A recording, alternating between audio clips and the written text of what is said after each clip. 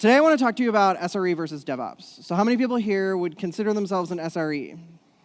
How many people here have been told that they are an SRE but don't consider themselves that? Okay, cool. How many people here would consider themselves a DevOps? Okay, I have another talk for you, but that's a different story.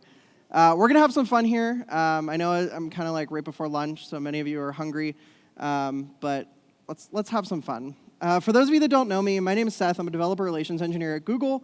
That's my Twitter handle. If you have questions, complaints, comments, or concerns, you can tweet at me anytime during the talk.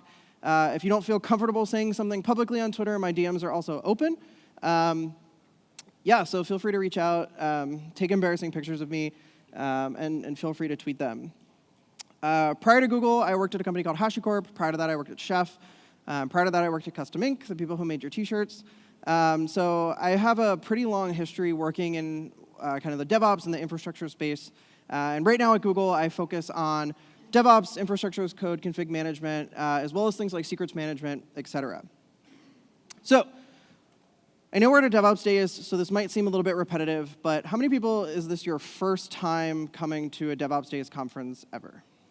Cool, so this won't be repetitive. Let's talk about DevOps. When this whole DevOps thing started, really around 2009, 2010, depending on how much Andrew Clay Schaefer wants to argue with you, we had two distinct groups of people. We had developers. These are the people who are responsible for writing code. Depending on whether they're practicing resume-driven development, they might call themselves software engineers. But at the end of the day, they're developers. They're the people who write, test, and deploy software. And then on the other side, we have these people called operators, or sysadmins, or SREs, or whatever you want to call them. And they're the people who are responsible for keeping those systems up and running. They're responsible for provisioning the underlying infrastructure and for maintaining those applications once they're running in production, things like monitoring, logging, and alerting.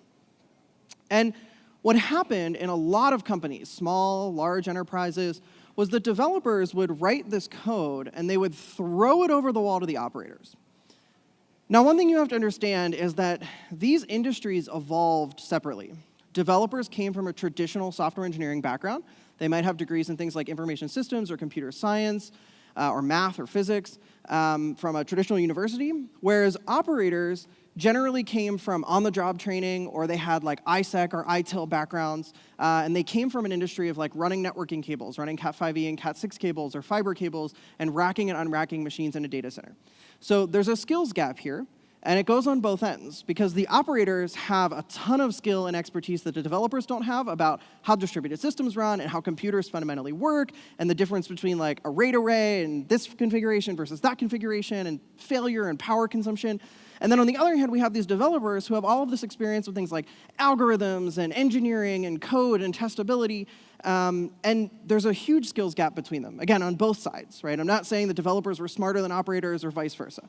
But what we have was these developers are writing this code, and they're giving it to operators who cannot understand that code because they don't have the basic building blocks in order to be able to do that. And they're expected to keep that code up and running. But the real challenge was that operators are concerned with stability. Their jobs, their performance evaluations, were based on 100% reliability. The service has to be up and running, it has to be 100% reliable, and when it's down, someone's gonna come down to the data center and yell at you because you broke production. And the developers, they're concerned with agility. They're concerned with shipping new features, delivering new business value, fixing bugs, helping customers. And those two concepts are directly in competition with one another, right? When I introduce a new feature, I inherently introduce instability into the system. So there's contention between these two groups, because operators don't want change. They're like, I got this thing working, why do you have to change it? And the software engineers are like, why are you so resistant to change? I have to push this bug fix out for this customer. And this caused a lot of tension.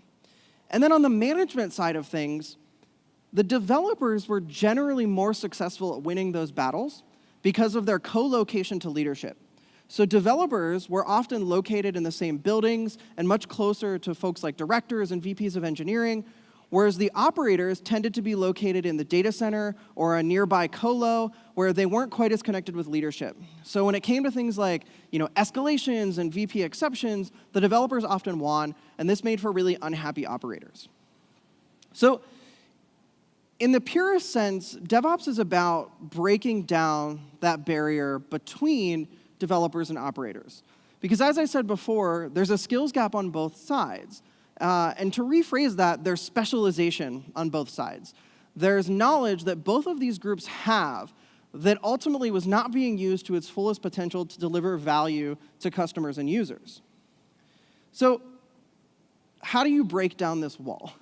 You don't just go physically break down a wall, because it's a metaphorical wall. And there's a few ways that we can do this, but the DevOps movement really defines kind of 5 key areas. The first is to reduce organizational silos. So it's very common, especially as companies grow, to do things like specialize, and this team does this thing, and they go off in their little corner. And part of the DevOps movement says, don't do that, or don't do that as much as possible. It's going to happen here and there, but by and large, don't specialize, and reduce those organizational silos, improve collaboration. One of the ways you can do that is just put people in the same room. Instead of having the operators at the data center, let's put them in the same physical room as the developers. And that's something that we actually did at Custom Inc. When I worked on the web operations team there, we were co-located with the development team, the software engineering team, in the same little room. So instead of, you start building relationships and you start kind of rubber ducking, you start sharing knowledge intrinsically. The second piece of the movement is that we have to accept failure as normal. This concept of 100% availability cannot happen. 100% availability is not a realistic target. We also have to realize that when failure happens, that it's no one's fault and that there is no root cause or causes. We might be able to isolate a particular trigger, but the whole concept of a root cause or blaming one person or one thing is not how we should be talking about our systems. Instead, we should be thinking about failure as the norm, and instead thinking about how we're going to mitigate this. And this comes in the form of, oh, you're about to do a deploy? Let's write up a short little plan of what happens if it fails. Let's just plan that out in advance. That way, when it does fail, we're not floundering around trying to figure out what we're going to restart and what we're going to move around. Instead, we've thought about that in advance, and we've thought about the failure modes and the potential model. The next part of the DevOps movement is to implement gradual change. So similar example, in the waterfall world, we're going to deploy 565,412 lines of code today. And if one of them is broken, we're going to roll back and wait 6 more months to deploy 1,285,704 lines of code. And this is why your bank has not updated their front end in 12 years. Part of the DevOps movement is to break down those changes as small as possible. We want to be shipping code iteratively and quickly. Now, I hate deploys as a metric for success. I hate when people talk about, oh, we deploy 1,000 times a day, therefore we're doing DevOps. That's not what I'm saying here, and I want to be absolutely clear. The number of deploys you do per day is not a metric for success. It's a metric you should track, but it is not a success metric. It is a trailing metric. However, we should be deploying very small changes. I don't care if you do it once a day or 100 times a day. We should not be deploying 500,000 line changes, right? We want to keep them small and isolated so that when they break, we can quickly roll back. And we can quickly isolate the failure. When you deploy 500,000 lines of code, you don't know which one broke. When you deploy 10, you have a 10% chance that that line that you're looking at is the one that's actually broken. It's much easier to debug, and it's much easier to roll back. The fourth piece of the DevOps movement is to leverage tooling and automation. And this is where people kind of conflate tools like Chef, Puppet, Ansible, Salt, and Terraform with DevOps. Those are tools that can definitely help you, and a lot of the founders of those companies and the original authors of those tools were really critical members of the DevOps community. They're thought leaders, they're respected, but the impetus is you have to leverage tooling and automation. We can't be doing this by hand anymore, especially in the era of cloud. If I have 100,000 VMs, I can't SSH into every single one of them and run user add-g. It doesn't scale. We need automation. We need tooling. We need observability. And then lastly, and most importantly, and I think this is often overlooked, is we have to measure everything. None of this other stuff matters if we don't have metrics. Because if you go to your boss today and you say, hey, Mr. Boss or Mrs. Boss, I want to do DevOps. And your boss says, okay, that's great, let's do it. And you do all of this cultural change, and you break down these organizational silos, and you increase your deploys per day, and you reduce your mean time between failures, and increase your, everything looks great. And then a year later, you go back to your boss, and you say, hey, we did DevOps, everything is great. And your boss says, okay, can you show me some numbers?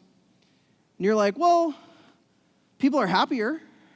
Look, Joe, he's super happy now. That doesn't work, right? Your boss is not going to be like, oh, well, good thing we invested $500,000 in Joe's happiness. We need metrics. You have to know if you're being successful. And there's a difference between measuring something, as in collecting a metric, and then monitoring on that metric, and then alerting on that metric. I see a lot of companies make mistakes where they're like, oh, I'm going to instrument every single part of my application, and then I'm going to alert on every single instrument that I have. And that's not what I'm saying. You need to have the data so that you can build reasonable models. But just because you're monitoring CPU usage does not mean you have to alert on CPU usage. I'm not saying that you need to wake people up in the middle of the night for everything that you measure. But I am saying that you need to measure everything. But what you'll notice is that all of these are very abstract ideas. Like, I gave you some examples, like reduce organizational silos. We'll just put them in the same room. But there's no real concrete definition here. The DevOps principles don't actually tell you how to reduce organizational silos or how to reduce MTBF, but they just say that you should, and we generally accept that that's a good idea. But in this way, you can kind of think of DevOps as like an abstract class or an interface in programming. It defines the end result or the desired result, but it doesn't actually define the implementation. So you might have, a rectangle class in a particular programming language that implements isRectangle. And that could be satisfied by a number of different shapes, a square or a rectangle. But the way that they're defined and the way you define that implementation varies based on the shape. So one of the things that we've been talking about at Google is this phrase, which you may or may not see on the back of a t-shirt. It says, class SRE implements DevOps. So at Google, we've been practicing SRE really since about 2003, 2004. And I'm obligated to say, or else our brand team will yell at me, that even though SRE shares principles with DevOps, they've evolved independently, and they're not based on the same founding principles. Now that that's out of the way, at Google, we've been doing SRE for a very long time. And we think that SRE is a really great way to manage production systems. And for the longest time, it was a secret sauce. You could not find a job posting. It was internal only. We didn't even allow SREs to put SRE on their job description on LinkedIn when they worked at Google. We thought that this was a thing that gave us an advantage over other providers, other email providers, other cloud providers. And what we quickly learned is that if we actually want people to take SRE seriously, we have to start talking about it in the open. And we published some books, and we've changed that moving forward in the future. So I kind of want to go through and explain to you how we think that SRE satisfies the DevOps interface or implements the DevOps interface. So in terms of reducing organizational silos, in SRE, we have a shared ownership model across developers, operators, and even product management, marketing, and legal. We use the same tools across all of those different parts of the organization. So if you're an engineer that's on call, you use the same tools as an operator who is on call. And as such, both of you improve the same shared set of tooling. We accept that failure is going to happen. In fact, we plan for it before we deploy a service. We use these things called SLOs and SLIs to predict the availability of our service, and that targets how available our service needs to be. In fact, at Google, we regularly conduct these things called DIRT, which is where we take down internal systems so that they're not exceeding their SLO, so that people aren't depending on broken behavior. Additionally, we practice these things called blameless postmortems. You might have heard of them. They're pretty cool. We also implement gradual change. You get really cool badges if you submit really small changes on our internal system, so we do positive reinforcement to encourage that. Some teams do negative reinforcement and yell at you, but that's not mine. We leverage tooling and automation extensively. As I said before, we share the same set of tooling between developers and operators, or in our case, at Google, we call them SWEs and SREs, software engineers and site reliability engineers. And part of the SRE culture is to eliminate this year's job away. This is something that a lot of SREs buy into, is like, look, if I have to SSH into a system like one time to restart a service, that's fine. If I have to do it once a week, we have to automate this, because that's not bringing me value in the system, right? I'm not going to get promoted, and I don't feel good when I SSH into a system and restart a service. I want to be doing something that brings value to the organization or brings value to my team. And doing the same thing over and over again, which we call toil, we'll talk about in a little bit, doesn't feel great. So we want to minimize that as much as possible, and we reward people who minimize that type of work. And then lastly, as I said before, we measure everything. At Google, we fundamentally believe that operations is a software problem, and therefore we should be instrumenting our infrastructure and our systems the same way we instrument our software and our functions. So hopefully this is like kind of clear of why we say class SRE implements DevOps. The other side of this is like SRE is a class that implements an interface, but it also has some things in it that aren't in the DevOps interface. There are various parts of the SRE model which don't really fit into DevOps, particularly around the way that we escalate things internally. That's not really part of DevOps, handling escalations and overruling tokens, but that's part of SRE. But that's the same in programming, right? You might have a class that implements an interface, but it might also have its own functions and its own methods. So let's deep dive into some of these topics that I mentioned. The first is SLIs, SLOs, and SLAs, or TLAs, if you will. So SLIs are these things called service level indicators. They're things like request latency, requests per second, failures per request, for a particular moment in time. So like right now, the ratio of 200 to 500 requests is 5%. That is an SLI, right? That is a metric at a point in time. An SLO, which is more what we care about, is a binding target for a collection of SLIs over time. So if you were to integrate those SLIs over a period of time, that is an SLO.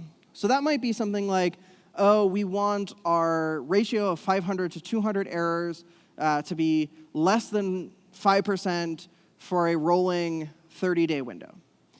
And you track that over 30 days. And if all of a sudden you have a bad deploy and you're pushing a bunch of 500s, you'll gradually see your chart move upward because you're increasing that percentage. Then there's this other thing many of you might have heard of called an SLA, which is a service level agreement.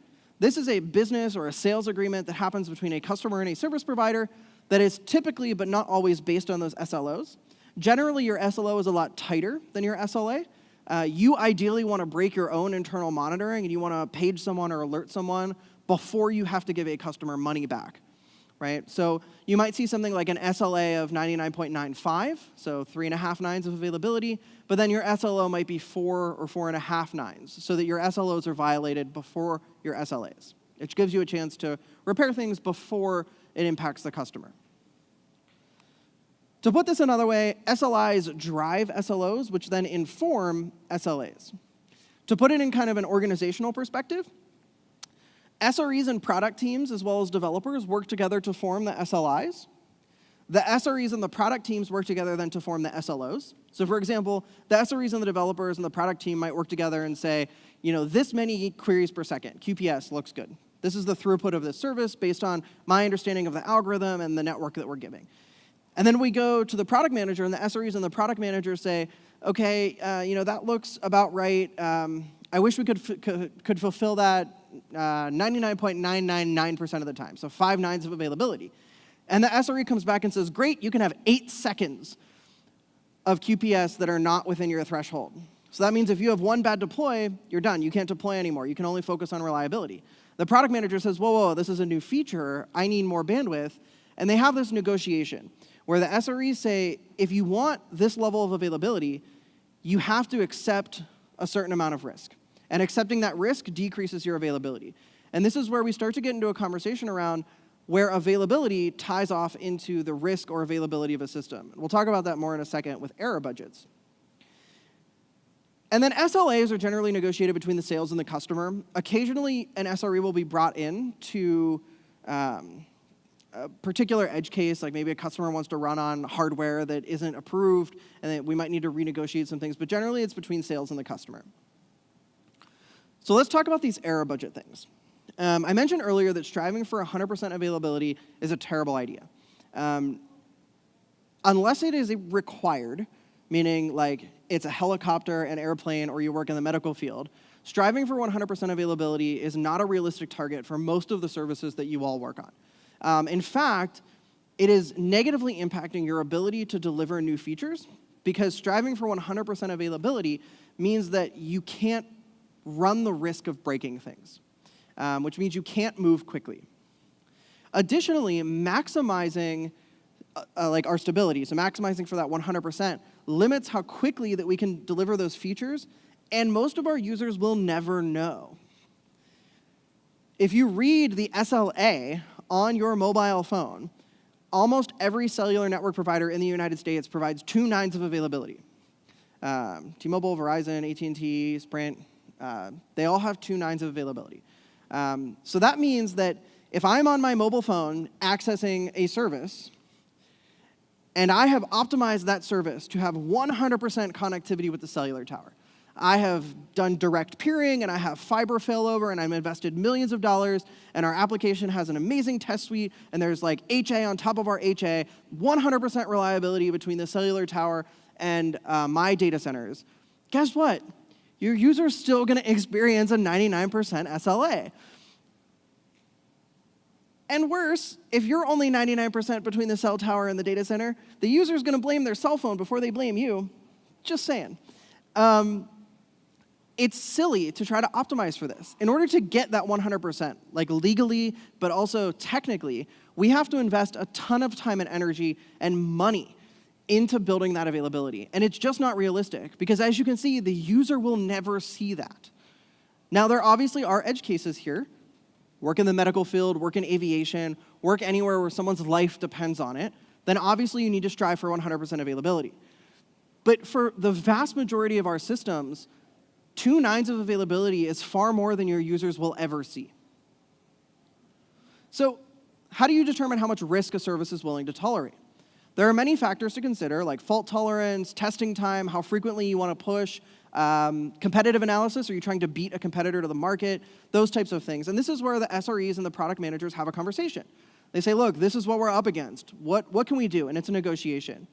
So the amount of risk that a product owner is willing to take dictates the SLO. The SLO then corresponds to the error budget, and that error budget tells us how much downtime we can have over a particular period of time. Product managements and SREs also set the expectation of how much uptime a service should have per quarter or per year or per half, and that's measured by a neutral monitoring system, something unopinionated. So this is a prettied up version of an internal graph. So at the top, we have an SLO that is the number of requests under 300 milliseconds, or sorry, an SLI, that's the number of requests under 300 milliseconds. You can see that, like, in general, we're doing pretty good, and then kind of at the very end there, we drop off. So there's a bunch of requests that are exceeding 300 milliseconds. We have another chart where we're graphing our compliance. Are we under 300 milliseconds? And occasionally we drop above and below that, and that's more of a step function. And then at the very bottom is the graph that we care about. This is our error budget. This is where you can see as we dip above 300 milliseconds, it's confusing because the graph goes down, but you're actually increasing request latency. As we dip above 300 milliseconds for request latency, our error budget drastically decreases. We're running out of this metaphysical money that we get to spend on our error, on our availability of our service. And when that reaches 0, now the developers and the product owners can only deploy features that focus on availability and reliability. They're not allowed to deploy new features. They're not allowed to deploy any bug fixes that aren't directly related to reliability. And the reason this works is because there's that shared ownership model. The developers can't just be like, oh, well, we're going to like overroll you and just deploy. Because then the SREs can say, great, here's the pager, bye. And now the developers don't want that responsibility because they don't have the expertise, they don't have the systems knowledge, but also it's a shared ownership model. So one of the last things I want to mention is this thing called toil. When I first learned about this, my natural reaction was, why the heck did y'all introduce another word? Like, you can't just make up words. But it turns out that it makes sense. I've bought into the idea that we had to make up a word to describe this type of work. Toil is best described as the thing it's not. So toil is not things like email, expense reports, meeting, traveling, commuting, etc. It's kind of the set of things you don't like to do minus overhead equals toil. There are some characteristics of toil, things that are manual, repetitive, highly automatable, tactical, and devoid of long-term value. Those are generally the criteria that we look for when something is toily. And toil has a lot of negative consequences individually and for a company. If you spend your entire time SSHing and restarting systems or debugging the same thing over and over and over again, you're not delivering new value, you're probably unhappy on a personal and career level, and it's stagnating your own career. This type of work needs to be manual, repetitive, et cetera, and we should be automating it. There's a flip side to this, which is if you SSH into a system once per year, and there's this complex script that you have to run that involves cognitive thinking, et cetera, like if that happens once per year, it might not be worth automating that, right? If it's going to take you 48 hours to automate this complex logic that happens once per year, you might be better off just not automating that because it would take 48 years for you to make up that time. There's no good ROI. But for things like adding users, restarting services, et cetera, this is where we should be investing in automation. The last thing I want to mention on toil is that not all toil is bad. In fact, at Google, most SREs try to get to around 10% toil, 90% work. Particularly for new people on a system, if someone new joins your team or joins your company, toil is one of the best ways to expose them to the system. Right? A lot of our systems are very complex. They have multiple microservices and components. And giving them the ability to SSH here, try this, restart this service, it's a great way to get exposed to the system in the short term. It is not a good long-term strategy. Additionally, sometimes you're just in a situation where you've just had a bad day. You've been in back-to-back meetings, you've skipped lunch, nothing has gone right, and you just need a win for the day. And often toil can provide that quick win. Right? You get a page, a service is down, oh, I can just restart it. You get a quick win, and you feel better. I think a lot of people have been in that situation before, where it gives you that very quick, immediate gratification. But it's not good for the long run. You can't put on your performance evaluation, restarted 500 services. Your boss is going to be like, why? Why did you restart 500 services, and why do I care? So if any of this was interesting to you, we have a huge section of resources at google.com/SRE. And we have 2 books, both of which are free in digital form. They're paid if you want to get them in physical book form, but they're free in digital form. Also on that website, google.com/SRE. The Site Reliability Engineering book is what I call the theoretical physics book. It's abstract and magic. And then the right side is like the practicum. It's the workbook, the examples, the problem sets, if you will. I highly recommend both of them, but the one on the right is a little bit more practical. There's a huge chapter that I helped contribute to that talks about SRE versus DevOps, which goes into way more detail than I can in a 30-minute talk. So I'm going to end really quickly with some questions. Is SRE DevOps 2.0? No, it's not trying to be. Is SRE trying to overtake DevOps? No. Lol. There are other ways you can do DevOps too, things like ProdOps. VictorOps has a lot of stuff that they've published. This is just one way. Can I do both DevOps and SRE? Totally. But it's a squares versus rectangle thing, right? If you're doing DevOps, you might not be doing SRE, but if you're doing SRE, you're definitely doing DevOps. Just like all squares are rectangles, but not all rectangles are squares. Is DevOps dead? No. At least I hope not. However, we are getting into a situation where it's becoming the norm. So people are talking about it less and less because it's becoming accepted, right? People don't really talk about testing anymore because it's just a thing you should do. And I think DevOps is gradually getting in that same way, but that doesn't mean that it's dead. It just means that it's become the norm, and I think that's a win. Is your talk over? Yes. Again, that's my Twitter handle. If you have any questions, complaints, comments, concerns, feel free to tweet at me. Thank you all very much.